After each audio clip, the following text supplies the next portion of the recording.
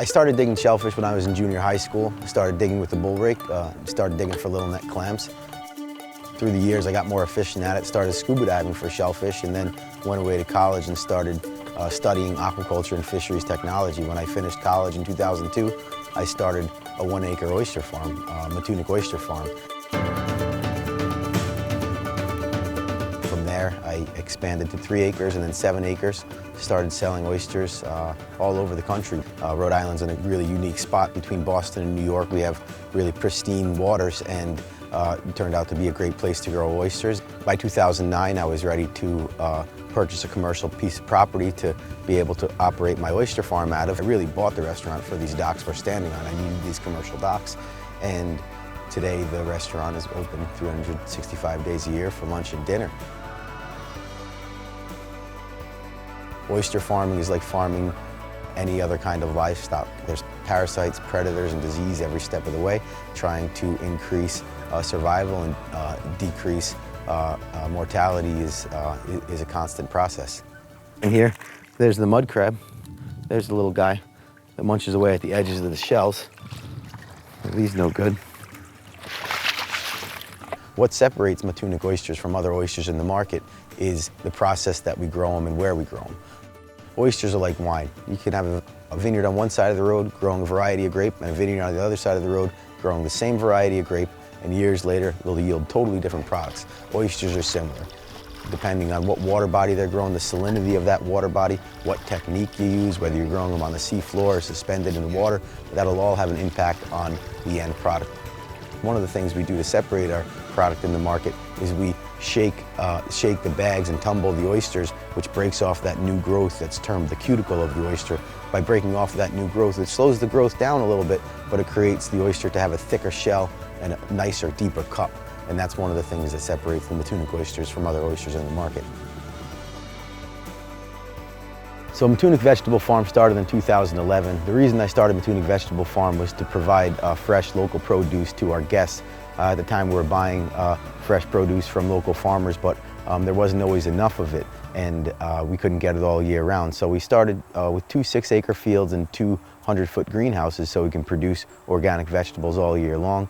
We grow everything from carrots to broccoli to string beans to salad greens, arugula, asparagus, beets. It just goes on and on. We grow lots of different vegetables, and in the wintertime we grow them under low tunnels and in the greenhouse, and in the spring, summer, and fall, like it is now, we grow outside and in the greenhouse. So we just received our organic certification last year, and we're increasing our growth every year and increasing production every year.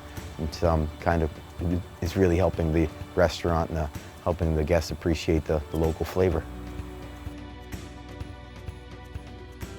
Oysters impact the environment because they filter the water and they increase oxygen available to other living things. They also increasing biodiversity in that area where they're grown.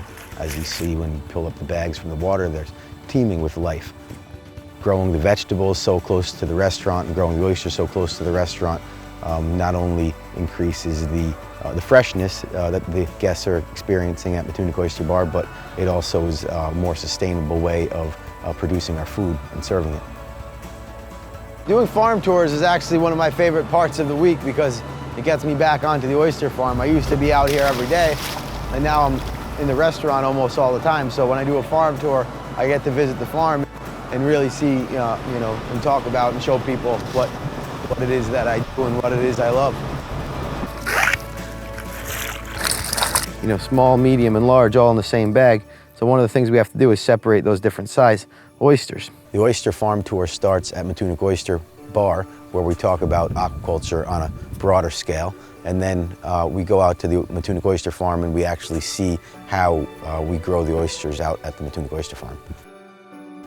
So when I take people out to the oyster farm, they're always surprised at how much goes into growing oysters and the process. And people often think that it's just harvesting wild oysters, and really the process is much more like farming than it is like fishing. It's like growing a crop that takes 2 to 3 years to grow.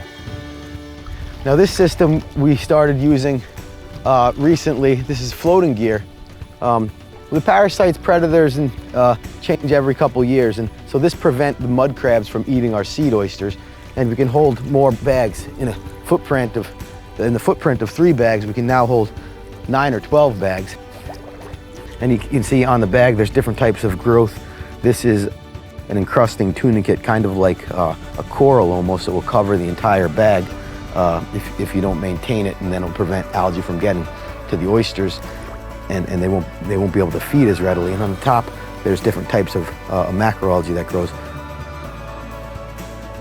We want our guests to leave feeling that Matunuck Oyster Bar is their favorite restaurant, because the food was excellent, the service was excellent, and it was a unique experience overlooking the water body where the oysters were grown and right next to where the organic vegetables were grown. And it's a lot of work from a lot of good people, but that's our goal, that's what we work towards.